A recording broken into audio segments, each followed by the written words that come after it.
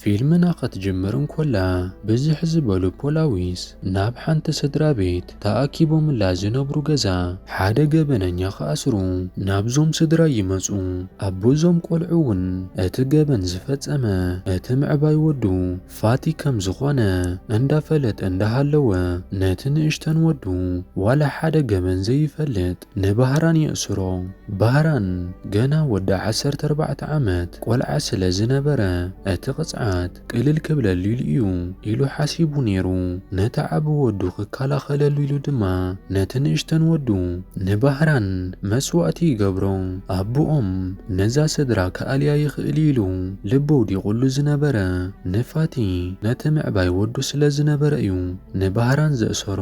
ባህራን ንእሽተን ሓው ንፋቲ ካብ ኣቦኡ ንላዕሊ እቶም ፖላዊስ ክወስድዎም ከለዉ ፋቲ ስቕ ኢሉ ምስ ረኣየ ኣዝዩ ብሓዊ ይሓዝን። ባህራን እውን ናብ ቤት ማእሰርቲ ተወሲዱ። ፊልምና እውን ባህራን ዓብ ወዱ ኾይኑ ድሕሪ 15 ዓመት ባህራን ብዘይሰርሖ ገበን ቅጽዓቱ ወዲኡ ካብ ቤት ማእሰርቲ ክወፅእ እንከሎ ንሪኦ። ሰላም ኣብ በብዘለኹሞ ሰላምኩም ይብዛሕ። ንሎሚ እውን ከምቲ ልሙድ ሓንቲ ጽብቕቲ ናይ ቱርክ ፊልም ሒዘልኩም መፅእ ኣለኹ። ነዛ ቪድዮ ከም ትፈትውዋ ስለ ዘይጠራጠር ላይክ እንዳገበርኩማ ጀምሩ። ነዛ ቻናልና ሓደሽቲ እንተኾንኩም ድማ ሳብስክራይብ ምግባርኩም ርግፀኛታት ኩኑ እንዳበልኩ ናብ ፊልምና ኸስግረኩም። ባህራን ዘይተጸበዮ ነገር እቲ ምዕባይ ሓዊ ፋቲ ብሰንኩ ማእሰርቲ ዝወረዶ ኣብ ደገ ምስ ጓሉ ኾይኑ ክጽበዮ ይጸንሕ። ናብኡ ቐሪቡ እውን ክሓቕፎ ይፍትን። ባህራን ግን ኣብዚ ግዜ እዚ ብሓዊ ተቐይሙ ስለ ዝነበረ ብዘይገበኑ እውን ብሰንኩ ኣብ ቤት ማእሰርቲ 15 ዓመታት ስለ ዘሕለፈ ኪተኣለየለይ ካባይ ረሓቕ ይብሎ። ፋቲ እውን ንሽዑ ንሽዑ ተንበርኪኹ ክልምኖ ይጅምር። ወለድና ብህይወት የለውን፣ ክልቲኦም ሞይቶም እዮም። ሕጂ ክልቴና ጥራይና ተሪፍና ዘለና። ኣነ ንዓኻ ንስኻ እውን ንዓይ ክንደጋገፍ ጥራይ ዘለና። ነዚ ዝበደልኩኻ በደል ኩሉ በጃኻ የቕሬታ ግበረለይ፣ ካልኣይ ዕድል እውን ሃበኒ እንዳበለ ንብዓት እንዳቕረረ ክልምኖ ይጅምር። ባህራን እውን ኣብ ቅድሚ ጓልካ ነብስኻ ይተሕስራ ተስእ እንዳበለ ብሕርቃን ይዛረቦ። ኣብዚ ግዜ እዚ ድማ እታ ንእሽተን ሊድያ ጓል ፋቲ ሓወቦይ እንዳበለት ንሳ እውን ክትልምኖ ትጅምር። ባህራን ኣብዚ ግዜ እዚ ኣብ ልዕሊ ሓዉ ኣዝዩ ተቐይሙ ብምጽንሑ ከይተረድኦ ስምዒታዊ ኾይኑ ንሊድያ ይደፍኣ እሞ ሊድያ እውን ፈሪሓ ክትበኪ ምስ በለት ባህራን ኣብዚ ግዜ ዝሓዚኑ ሓራይ ብምባል ተሰማሚዑ ምስኣቶም ንክኸይድ ይውስን። ናብ ገዝኦም ምስ ከዱ እውን ሊድያን ባህራንን ኣብ ሳሎን ከፍ ኢሎም እንከለዉ ፋትን ሰበይቱን ግን ኣብ ውሻጦ ኾይኖም ክጨቓጨቑ ይጅምሩ። ሰበይቲ ፋቲ ኣርዙ ባህራን ናብ ገዝኣ ብምምጽኡ ሕጉስቲ ነበረትን። ንምንታይ ናብ ገዛይ ኣብ ቤት ማእሰርቲ ዝነበረ ሓደ ገበነኛ ሒዝካለይ ትመጽእ? እንታይ ዓይነት ባህሪ ከም ዘለዎ ከመይ ጌርና ክንፈልጥ ንኽእል? እንታይ ክትገብር ሓደ ገበነኛ ናብ ገዛይ ሒዝካለይ ትመጽእ እንዳበለት ትዛረቦ። ካብዚ ንዕዘቦ ነገር እንተሃለወ ፋቲ ነቲ ሓቂ ንሰበይቱ እውን ኣይነገራን። እቲ ገበነኛ ፋቲ ባዕሉ እንከሎ ባህራን ሓዉ ግን ኣብ ክንድኡ ከም ዝተኣሰረ ማለት እዩ። ናብ ተብቲ ሳሎን ዘሎ ባህራን ክንምለስ እንከለና ድማ ኣብ ናይ ፋቲ ገዛ ቀደም ቆልዑ እንከለዉ ዝተስኣልዎ ስእሊ ባህራን ምስ ረኣየ እቲ ናይ ቀደም ዝበደልዎ በደል ሕጂ እውን ይዝከሮ። ቅድሚ 15 ዓመታት ዋላ ሓደ ብዘይፈልጦ ነገር ብዘይፈጸሞ ገበንን ፖላዊስ ናብ ገዝኦም መጺኦም ንባህራን ክወስድዎ እንከለውን ክእሰር እንከሎን ዝነበረት መዓልቲ ይዝክር። ሊድያ እውን ኣብ መንጎ ናብኡ ቅርብ ኢላ ካብ ሓሳቡ ትመልሶ። ሊድያ ኣዝያ ደስ ትብል ቆልዓ እያ ነይራ። ለዋህን ገርህን እውን እያ። ንሓወቦኣ እውን ቅርብ ኢላ ከተጻውቶን ክትዕልሎን ትጅምር። ቅድሚ ሕጂ ዋላ እኳ ርኢካን ረኺበካን እንተዘይፈለጥኩ ኣቦይ ግን ብዛዕባኻ ኩሉ ግዜ የዕልለኒ እዩ ነይሩ ትብሎ። ኣደ ሊድያ ኣርዙ ናብቲ ሳሎን ምስ መጸት ባህራንን ሊድያን ክተሓቋቆፉ እንከለዉ ኣደ ሊድያ ትመጽእ እሞ ነዚ ምስ ረኣየት እውን ንሊድያ እንዳተቋየቆት ናብ ክፍሊ ክእተዊ ብምባል ትዛረባ ባህራን እውን ብሕርቃን ካብቲ ገዛ ንብረቱ ጠርኒፉ ክወፅእ ይዳለው። ኣብዚ ግዜ እዚ እውን ንእሽቶ መስተ እንዳጣዓዓመ ጸኒሑ ፋታ ሓዊ ናብኡ ይመጽእ እሞ ወፂኡ ንከይኸይድ ክልምኖ ይጅምር። ባህራን እውን ናትካ ልመና ደው ከብለኒ ኣይክእልን ኢሉ ክወፅእ ምስ በለ ፋቲ ድማ ኣብዚ ግዜ እዚ ብሕርቃን ክዛረቡ ይጅምር። ኣነ ካብዚ ንላዕሊ እንታይ ክገብረልካ ኩል ግዜ ናብቲ ቤት ማእሰርቲ እንዳመጻኹ ክሪኤካ ምስ ፈተንኩ እየ። ንስኻ ግን ክትሪኤንን ክተዛረበንን ፈቓደኛ ኣይነበርካን። ገንዘብ እውን እንተኾነ ኩል ግዜ ምስ ሰደድኩልካ እየ። ንስኻ ኢኻ ድማ ኣይደልን እየ ዝበልካ ይብሎ። ቅጽል ኣቢሉ እውን ካብታ ዝተኣሰርካላ መዓልቲ ጀሚርካ ክሳብ ሕጂ ብስቕታ ተቐጽዓኒ ኣለኻ ይብሎ። ኣብ መንጎ ዝኽትዖም እውን ሊድያ ትመጽእ እሞ ናብ ፈርሃን ቅርብ ትብል እሞ ሓወቦይ በጃኻ ይትኺድ ንሎሚ መዓልቲ ምሳና ሕደር ኢላ ኣብ ኢዱ ትሕዞ። ዘይሓልፍ መዓልቲ የለን እሞ እዛ መዓልቲ ምስ ሓለፈት እውን ንጽባሒትኡ ባህራን ኢሳት ዝበሃል ኣብቲ ቤት ማእሰርቲ ዝተላለዩ ዓርኩ ይረኽቦሞ። ባህራን ኣብ ቤት ማእሰርቲ ናይ መካኒክ ሞያ ተማሂሩን ይሰርሕ ስለ ዝነበረን ናይ ባዕሉ ዝኾነ ናይ መካኒክ መዐረይ መኪና ክኸፍት ስለ ዝደለየ ንኢሳት ረኺቡ እውን ነዛ ሓሳቡ የካፍሎ። ኢሳት ዓርኩ እውን ሕጂ ንምንታይ ተሃፅፅ ኣለኻ? ቅድም ናጽነት ካባ ጣዕሞ ይብሎ። ባህራን ግን ቀልጢፉ ስራሕ ክጅምር እዩ ዝደሊ ዝነበረ። ብድሕሪ እውን ኢሳት ሓደ ሓደ ዝካረዩ ቦታታት ንባህራን ከርእዮ ይጅምር። ንኢሳት ዓሙኡ ሙሳ ዝተባሃለ ሽማግለ ሰብኣይ ንባህሬን ኣብ ናይ ስራሕ ቦትኡ ምስ ረኣዮ ነዚ ቆልዓ እዚ ደጊምካ ናብ ናይ ስራሕ ቦታይ ከይተምጾ ቀልበይ ኣይፈተዎን ዘሎ ብምባል ይዛረቦ። ኣጋ ምሸት ምስ ኮነ እውን ኢሳትን ባህራንን ይራኸቡ እሞ እቲ ክንካረዩ ሓሲብና ረኺብናዮ ዝነበርና ገዛ መካረይ ዋግኡ ክልተ ዕፅፊ ከም ዝገበርዎ ንባህራን ይነግሮ። ባህራን እውን ኣብዚ ግዜ እዚ ኣዝዩ ክሓርቕ ይጅምር። ምኽንያቱ እውን ባህራን ዝነበሮ ሰልዲ ኣዝዩ ውሱን እዩ ነይሩ። ባህራን ብሕርቃን ክዛረብ እንከሎ ኢሳት ስቒሉ ክሰምዖ ድሕሪ ምጽንሑ ንምንታይ ንሓውኻ ዘድልየካ ገንዘብ ዘይተሓቶ ይብሎ። ባህራን ግን ንሓዊ ሰልዲ ካብ ዝሓቶ ሞት እዩ ዝመርጽ ነይሩ። ብድሕሪ እዚ እውን ባህራን ናብቲ ንግዚኡ ዝዓርፈሉ ናብ ናይ ሓዊ ገዛ ይምለስ እሞ ሽዑ እውን ሰበይቲ ሓዊ ኣርዙ ከዛረብዎ ከም ዝደልዩ ትነግሮ እሞ ኣብ ሳሎን ተኣኪቦም ኩላቶም ከፍ ምስ በሉ እውን ድሕሪ ዝተወሰነ መዓልታት ንሳን ሰብኣያን ደቃን ክዘናግዑ ንዝተወሰነ መዓልታት ካብዚ ገዛ ከም ዝኸዱን ኣብዚ ገዛ እውን በይኑ ከም ዝተርፍን ትነግሮ እሞ ግን ከኣ ከተግብሮምን ክሰርሖምን ዘለዎም ስራሕቲ ብዝርዝር ጽሒፋ ከተንብበሉ ትጅምር።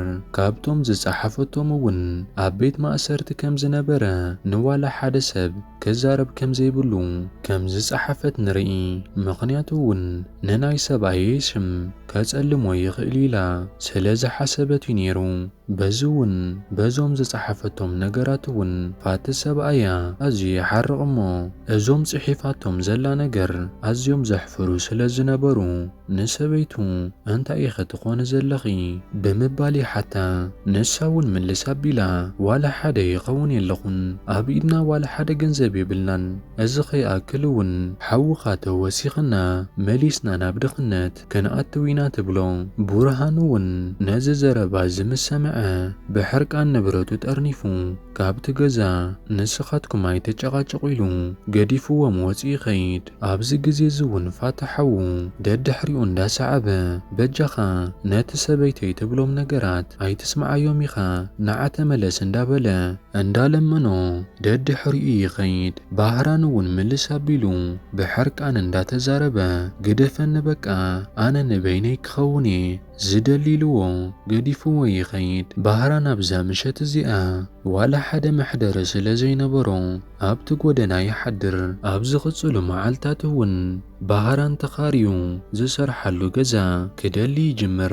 ከምቲ ዝሓሰቦ እውን ዝደልዮ ዓይነት ገዛ ስለ ዘይረኸበ ክደሊ ድሕሪ ምጽንሑ ባህራን ደኺሙ ከዕርፍ ኢሉ ናብ ሓደ ካፈ ኣትዩ ከፊሉ ንሪኦ ባህራን ኣብቲ ካፈ እንታይ ክገብር ከም ዘለዎ እንዳሓሰበ እንከሎ ሓደ ሰብ ናብኡ ቀርብ ኢሉ ንባህራን ይላለዮ።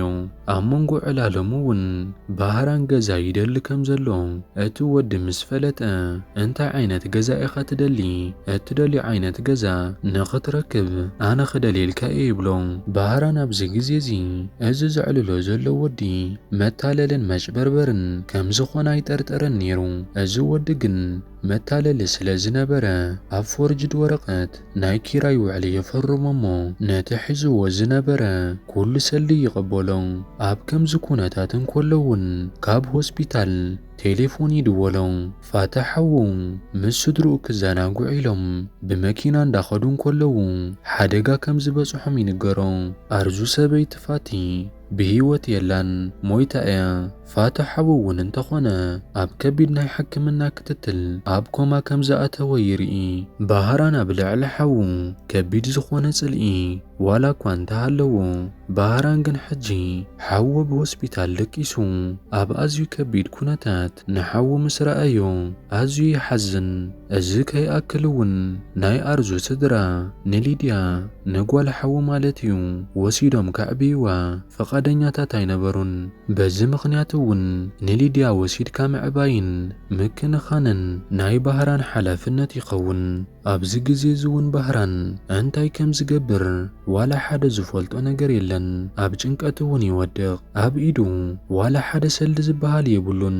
ንጓል ሓው ከከናኸናን ከዕብያን እውን ሓላፍነት ኣብኡ ወዲቑ ዘሎ።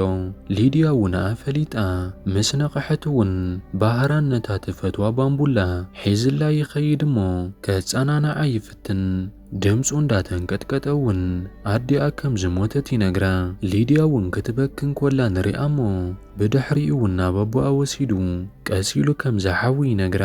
ንግዚኡ ግን ምስኡ ክትከውን ከም ዘለዋ ይነግራ እሞ ሒዝዋ ይኸይድ። ካብዛ መዓልቲ እዚኣ ጀሚሩ እውን ባህራን ካብ ጥቓ ሊድያ ኣይተፈለየን። ምኽንያቱ እውን ካብ ሕጂ ንንዮ ናቱ ሓላፍነት ስለ ዝነበረት እዩ። ካልእ ንባህራን ኣጨኒቕዎ ዘሎ ጉዳይ ናይ ሓው ናይ ሕክምና ወፃእታት እዩ ነይሩ። ባህራን ኣብ ኢዱ ዋላ ሓደ ሰልዲ ዝበሃል ስለ ዘይነበሮ ናይ ሓው ናይ ገዛ ናውቲ ንኽሸጦም ወሲኑ ንሓው መሐከሚ ኩሎም ናውቲ ገዝኡ ከሸጦም ይጅምር። እዚ ኩሉ ናውቲ ሸይጡ ግን እዚ ሰልዲ እውን ሕጂ ኣይኣኸለሉን ነይሩ። በዚ ምኽንያት እውን ተወሳኺ ሰልዲ ክረክብ ስለ ዝነበሮ እታ ተጋጭያ ዝተገልበጠት ናይ ሓው መኪና ንሳ እውን ንኽሸጣ ይግደድ። ባህራን ኣብ ምሻጥን ምልዋጥን ዝፈልጦ ዋላ ሓደ ነገር ስለ ዘይነበረ ብኣዝዩ ትሑት ዋጋ ኣጭበርቢሮም ክገዝእዎ እንዳተዋገይዎ እንከለዉ ንኢሳት ዓሙኡ ሙሳ ናብቲ ቦታ ይመጽእ እሞ ብጽቡቕ ዋጋ ከም ዝገዝእዎ ይገብሮም።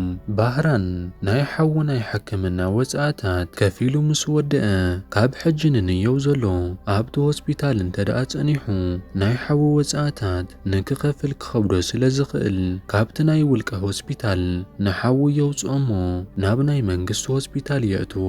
ብድሕሪ እውን ባህራን ካብ ዓቕሙ ንላዕሊ ስለ ዝኾነ ንሊድያ ከከናኸናን ከጽንሓን ምስኡ ስለ ዘይከኣለ ናብ ናይ ቆልዑት መሐብሐቢ ወሲዶ ብኡ ይገድፋ። ንሊድያ ናብ ናይ መሐብሐቢ ቆልዑ የእትይዋ እንዳተመለሰ እንከሎ ከምቲ ስድርኡ ንዕኡ ዝገደፍዎ ንዓኣ እውን ክገድፋ ኣይደለየን። ልቡ ምግባር ኣቢቦ እውን ናብቲ ቦታ ተመሊሱ ንሊድያ ይወስዳ። ንነብሱ እውን ካብቲ ንሱ ዝነበሮ ናብራን ዝነብሮ ዘሎ ናብራን ዝሓሸ ህይወት ንክህባ ቃል ይኣቱ። ብድሕሪ እውን ባህራን ንሊድያ ሒዝዋ ናብቲ ናይ ሓው ገዛ ይኸይድ። ኣብቲ ገዛ ምስ ከዱ እውን እቲ ኣቑሑ ኩሉ ንሓው መሐከሚ ኢሉ ስለ ዝሸጦ ዋላ ሓደ ብዙሕ ናውቲ ኣይነበሮን። ኣብቲ ገዛ እውን ብዙሕ ክጸንሑ ኣይክእሉን እዮም። ምኽንያቱ እውን ገዛ ኽራይ ኣይተኸፈለን። ባህራን ስራሕ ክኣቱ ዘይገበሮን ዘይፈተኖን ነገር የለን። ኩላቶም እቶም ሰራሕተኛ ዝደልዩውን ባህራን ተኣሲሩ ከም ዝነበረ ምስ ሰምዑ ስራሕ ክቆጽርዎ ፈቃደኛታት ኣይነበሩን። ሓደ መዓልቲ እውን ባህራን ንዓርኩ ኢሳት ክረኽቦ ኢሉ ናብቲ ዝሰርሓሉ ጋራጅ ምስ ከደ ንኢሳት ዓሙኡ ንሙሳ ይረኽቦ። ኣብዚ ግዜ እውን ሙሳ ንባህራን ሓደ ዕድል ይሂቦ። ኣብዚ ጋራጅ ሓንቲ ኣሪጋ ከፍ ዝበለት ናይ ቀደም መኪና ኣላ። ነዛ መኪና የዕሪኻ ከም እትኸይድ እንተደኣ ጌርካያ ኣብዚ ጋራጅ ክሳብ ደስ ዝበለካ ግዜ ንኽትሰርሕ ክፈቕደልካ ይብሎ። ባህራን እውን በዚ ሓሳብ ተሰማሚዑ ለይትን መዓልትን ኣብዚ ጋራጅ እንዳወዓለ ኣብ መወዳእትኡስ ነዛ መኪና የዕርያ። ኣብዚ ጋራጅ እውን ቀዋሚ ሰራሕተኛ ኮይኑ ይቁፅር። ባህራን ንሊድያ ከዕቢ ነዚ ስራሕ ጥራይ ኣይኮነን ዝሰርሕ ዝነበረ ተወሳኺ ካልኦት ስራሕቲ እውን ይሰርሕ እዩ ነይሩ። ንሊድያ እውን ዘድልይዋ ነገራት ከማልኣላ ይፍትን። ሕጂ እውን እንተኾነ ባህራንን ሊድያን ቀዋሚ ዝኾነ ዝዓርፉሉ ቦታ ይረኸቡን። ሊድያ ካብ ቤት ትምህርቲ ምስ ተመልሰት ግዚኣ ምስ ባህራን ኣብቲ ጋራጅ ተሕልፎ ዝነበረት ነዚ ዝረኣየ ሙሳ ዓሙኡ ድማ ኣዝዩ ሓዚኑ ኣብቲ ጋራጅ ዘይጥቀመሉ ሓደ ክፍሊ ገዛ ንኽነብሩሉ ይህቦም።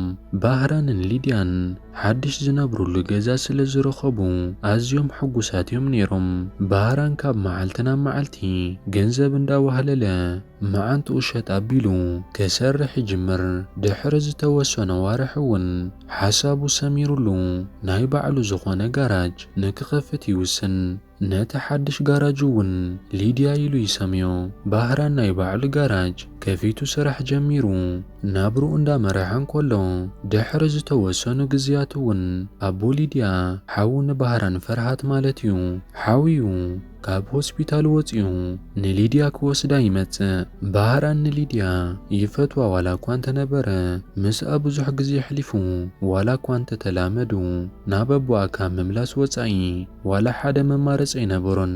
ምኽንያቱ እውን ኣቦ ሊድያ ሙሉእ ንሙሉእ ሓዊኡ ካብ ሆስፒታል ስለ ዝወፀ ባህራን ሕጂ እውን ንሓው ፋቲ ሙሉእ ንሙሉእ ይቕሬታ ይገበረሉን።